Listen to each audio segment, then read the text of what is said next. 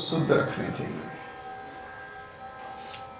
क्योंकि ऐसी मान्यता है कि देवी देवता वहाँ सूक्ष्म रूप में उपस्थित रहते हैं और जो तुम्हारे मन के भाव हैं उनको वो पूरा कर देते हैं।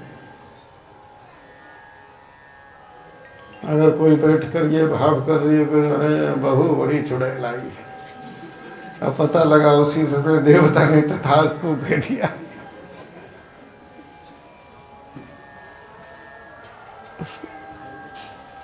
तो इसलिए मन के भाव शुद्ध होने चाहिए जब कथा में बैठो। आज त्रिजटा नहीं, भगवान बोल रहे हैं और भगवान मुझे कह रहे हैं लंका जलानी है। ठीक है, जब भगवान इसके मुख से बोल सकते हैं तो भगवान लंका भी जलवा सकते हैं। हाँ, मैं ना यस करूंगा ना नो करूंगा, ना मैं जलाने की कोशिश करूंगा और ना ही मैं छोड़ने की कोशिश करूंगा। अगर उनको जलवानी होगी जलवाएंगे। लगभग 17-18 वर्ष हो गए, श्रीलंकन सरकार ने हमको बुलाया था, श्रीलंका सरकार ने। उस समय हम लगभग 174 लोगों को लेकर गए थे। पूरा श्रीलंकन सरकार के विमान से गए थे, उन्हीं की सारी व्यवस्था थी। कोलंबो में रुके, वहीं भारत की क्रिकेट टीम भी रुकी हुई थी। बहुत बड़ा होटल था, 5 स्टार।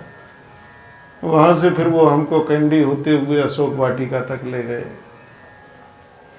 बीच में एक स्थान आता है जहाँ रावण का एयरपोर्ट हुआ करता था, 5 किलोमीटर लंबा रनवे टाइप का, बिल्कुल घाटियों में खाली बना हुआ है। बहुत सारे ऐसे उस समय के,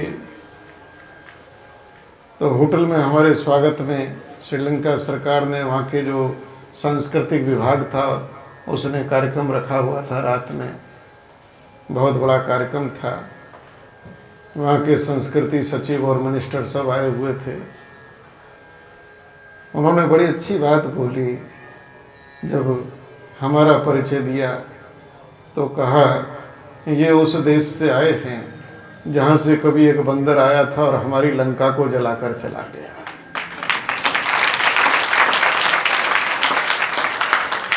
अब महाराज जी आए तो पता नहीं क्या करके जाएंगे। हमने कहा उत्तर तो हम देंगे। बाद में हमको जब बोलने को कहा गया, ये सब हास्य व्यंग की बातें थी, मनो आनंद की। हमने कहा भाई इन्होंने जो बात कही है हम स्वीकार करते हैं, लेकिन हमारे बंदर पर इनका आरोप निराधार है। हमारे देश से एक बंदर आया था और वो भी इसलिए आया था चोरों को ढूंढने, और कोई सामान्य चीज चुराई जा बात अलग है, वो हमारे देश की एक कन्या को चुरा के ले आया। ये देश ऐसा है, वो देखे हमने कोई बाहर से आया है, अरे बेचारा थका हारा इतना समुद्र पार करके आया, किसी ने एक गिलास पानी नहीं पूछा। इतनी दूर से चलकर आया, थोड़े गिरे पड़े फल थे खा लिए, कौन सा अपराध कर लिया। भूख लगे, और ये तो शास्त्र भी कहता है, शास्त्र कहता है अगर आप भूखे हैं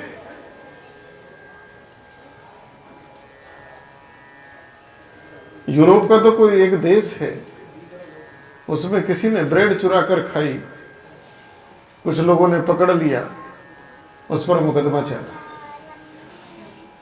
मुकदमा जब चला, जज के सामने उससे पूछा गया तूने चोरी क्यों की? बोले 4 दिन से कुछ खाया नहीं था। तो जज ने उसको छोड़ दिया और जिन 4 लोगों ने रिपोर्ट दर्ज कराई थी उन पर जुर्माना बोला कि तुम कैसे नागरिक हो कि तुम्हारे रहते कोई भूखा आदमी भूख से भी। मुरादाबाद में और सन 90 के दौर में एक पत्रकार को जेल भेजा गया। उसके साथ 4 आदमियों को और सजा सुनाई गई, 5 लोगों को। वहां एक व्यक्ति की कोई डिमांड रही होगी, सरकार से नहीं हुई होगी, तो उसने आत्मदाह किया, अपने ऊपर तेल छिड़क कर आग लगाई। और वो जो मीडिया वाली टीम थी, वो बाकायदा कैमरा लेकर, कैमरा लगाने में वो बेचारा जल रहा है, झुलस रहा है, और ये फोटो बनाने में लगे हैं। जज ने सजा सुनाई कि तुम्हारा दायित्व क्या था? जलते आदमी को बचाना था कि उसकी फोटोग्राफी करनी थी? तो हमने कहा इतनी दूर से आया बेचारा, गिरे पड़े, 2-4 फल खा लिए। और ये तो शास्त्र कहता है अगर आप भूख से विचलित हो रहे हैं, प्राणगत हो रहे हैं, मनुष्य के लिए है कि जो मिले खा लो। इसलिए जब युद्ध होता था, हर युद्ध के बाद एक बड़ा यज्ञ होता था, वो प्रायश्चित यज्ञ होता था कि सेना क्षेत्र में फंसी हुई है, हो सकता है कोई तीतर बटेर मार के खा लिया हो प्राण रक्षा के लिए, उसका प्रायश्चित है। लेकिन ये भोजन नहीं है। लेकिन शास्त्र आपत्ति काल में अनुमति देता है, लेकिन उसके बाद प्रायश्चित भी है। हमने कहा वो हमारे हनुमान जी आए थे, 2-4 फल खा लिए, आपने पकड़ लिया, उन्हें बांध दिया और उनकी पूंछ में आग लगा दी। ऐसा कौन सा अपराध कर दिया था? अब किसी की पूंछ में तुम आग लगा दो तो पूंछ तो बेचारी ऐसे ऐसे करेगी। अब तुम्हारी लंका जल गई तो हम क्या करें उसमें? हनुमान जी कोई माचिस लेकर आए थे?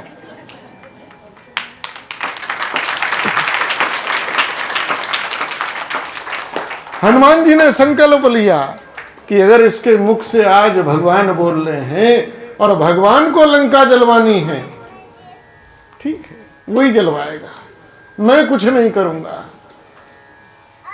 वारे प्रभु की लीला, जिसकी लंका है वही कह रहा है तेल लाओ, घी लाओ, कपड़ा लाओ, ये लाओ, वह लाओ। हनुमान जी कह रहे हैं वाह तेरी लीला।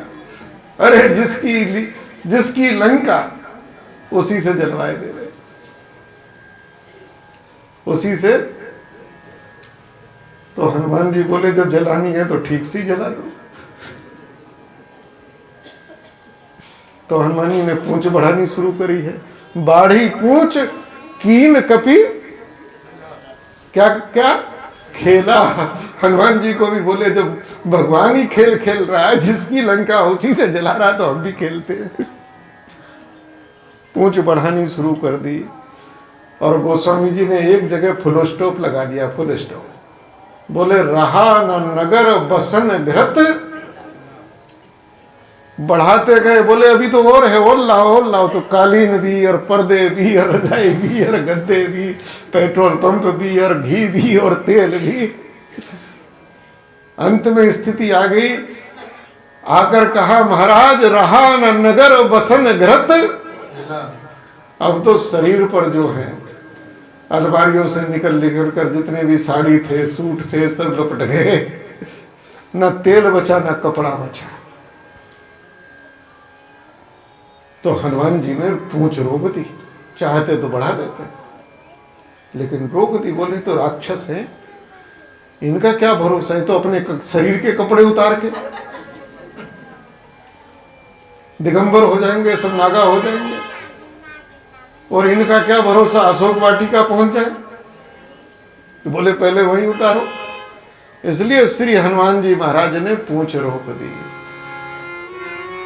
अब हनुमान जी ने कहा तुम्हें कपड़ा बदलने की आवश्यकता नहीं है, अब तो शरीर रूपी कपड़ा बदलने की आवश्यकता है, उसका इंतजाम हो रहा है। जिसकी लंका उसी से जलवा दे, जिसकी लंका। अच्छा एक बात देखो भाई, यहां है उलट पुलट लंका सब जारी, उलट पुलट लंका सब जारी। हनुमान जी ने उलट उलट के, पलट पलट के जैसे आग जलाएं तो कोई कहीं रह ना जाए। जारा नगर निमिष एक माही,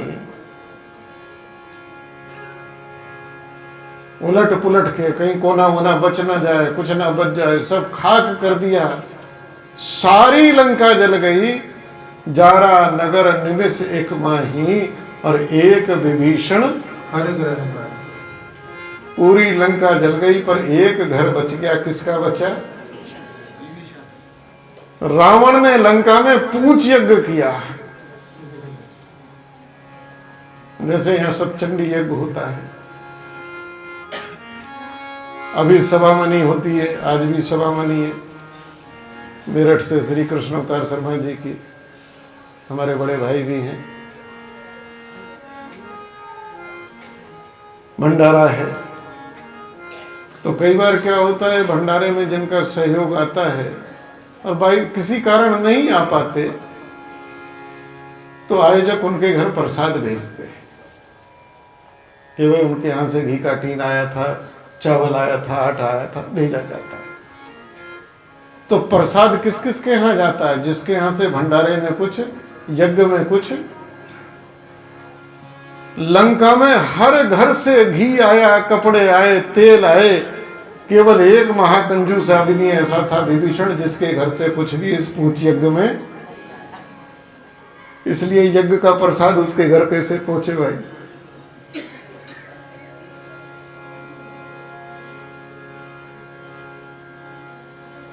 किष्किंधा कांड हमको यह कहता है कि वो लोग धन्य हैं जिससे परमात्मा अपना कार्य करा ले। वो तो किसी से भी करा ले, साधन वो ही देता है। हनुमान जी तो माचिस भी नहीं ले गए थे, जिसकी लंका थी उसी से जलवा दिया। और श्रेय किसको जाता है कि श्री हनुमान जी ने जला दिया। साधन भी वही देता है। आज ये अंगूठी जिसके हाथ में रख देते वही हनुमान हो गए थे। पाछे पवन तनय सरनावा, पाछे पवन तनय सरनावा, पाछे पवन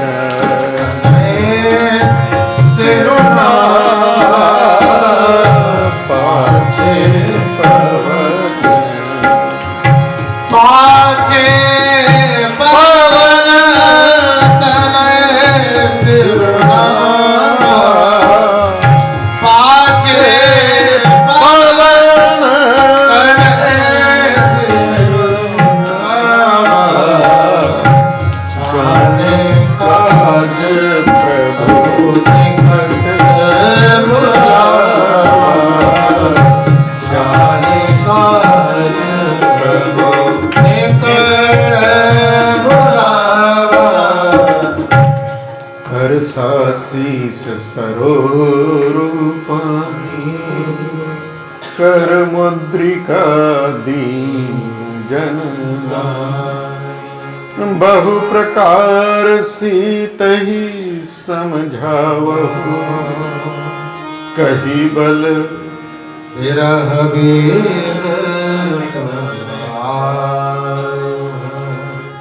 हनुमान जन्म सुफल करिमाना, चले हृदय धरि कृपा निधान, चले हृदय धरि कृपा। हनुमान जन्म सुफल ईमाना, चले हृदय धरि कृपा।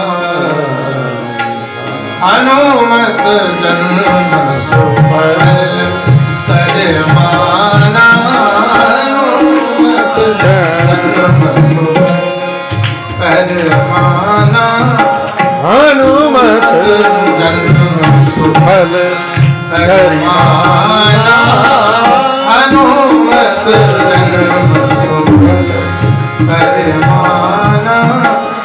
चलऊ हृदय कृपा निदाना, चलऊ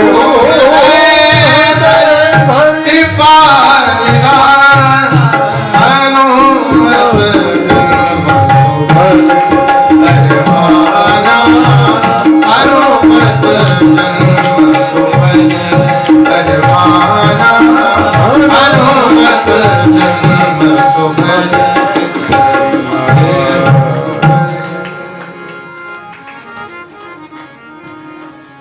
श्री हनुमान जी क्यों हैं? वो इसीलिए हैं, कोई और होता अभिमान से भर जाता, देखो मैं हूं, किसी को नहीं दी, मुझे दी, मैं योग्य हूं, मैं समर्थ हूं, मैं इस काबिल हूं तभी तो दी। लेकिन श्री हनुमान जी ने अपना जन्म सफल माना, और जिस हृदय में अभिमान आना चाहिए था उस हृदय में कौन किसको बैठाया? हृदय धरी कृपा निधान, मेरे राम जी ने मुझ पर कृपा की है, इसीलिए हनुमान जी हैं। और यहां से जो यात्रा है, हनुमान जी ने, भगवान ने कहा कि तुम जाना और सीता जी को विश्वास दिलाना मेरे बल का और मेरे विरह का भी, सीता जी को कथा सुनाना। अरे भाई, ये सारा नाटक करने की जरूरत क्या है? जब तुम्हें मालूम ही है कि हनुमान जी को जाना, तो इतने ये करोड़ों अरबों खरबों पदम इन बंदरों को क्यों बेचारों को दौड़ा रहे हो? लेकिन भगवान तो सब कुछ जानते हैं, केवल लीला कर रहे हैं, और हम उस लीला के पात्र हैं। उमा दारु जो सित की नाई, सबई नचावत राम गोसाई। भगवान ने हमें जिस लायक बनाया है, हम मंच पर आकर जो भगवान ने अभिनय हमारे लिए तय किया है, हम अच्छा अभिनय करें। हम अगर डॉक्टर बने तो एक अच्छे डॉक्टर बने, एक व्यवसायी बने तो एक ईमानदार अच्छे व्यवसायी बने, हम मास्टर बने तो एक अच्छे मास्टर बने, हम दफ्तर में बाबू बने तो एक अच्छे बाबू बने, एक अच्छे अफसर बने, हम संसार में जो भी बने एक अच्छे सदचरित्र हम बने। यही तो भगवान कहते हैं, यही तो धर्म कहता है, इसी में तो जीवन की सार्थकता है, इसी में जीवन की सार्थकता है। यहां से श्री हनुमान जी अंगूठी लेकर चलेंगे और अंगूठी लेकर सीता जी तक, भक्ति तक पहुंचना है। जीव की यात्रा क्या है कि भगवान ने अंगूठी रूपी ये मनुष्य देह दिया है। ये अंगूठी हम सबको दी है, अंगूठी का प्रकार अलग है, ये शरीर ही अंगूठी है। और कहा इस मनुष्य देह में को पाकर तू साधन कर, भजन कर, साधन धाम मोक्ष कर द्वारा। इस शरीर रूपी सीढ़ी का प्रयोग करके चढ़ जा और मोक्ष के द्वार पहुंच जा। स्वर्ग नरक अपवर्ग न से, ये शरीर ही है जो आपको नरक भी भेज सकता है और स्वर्ग भी भेज सकता है, जो आपको संसार के 84 लाख बंधन में भी डाल सकता है, और चाहे तो सदा सदा के लिए मोक्ष प्रदान कर भगवान के श्री चरणों में अर्पित कर सकता है। ये शरीर है, क्योंकि साधन इसी से हो पाएगा। भक्ति तक पहुंचना, सीता तक पहुंचना, ये मानस का अलग प्रसंग है कि हम मनुष्य देह पाकर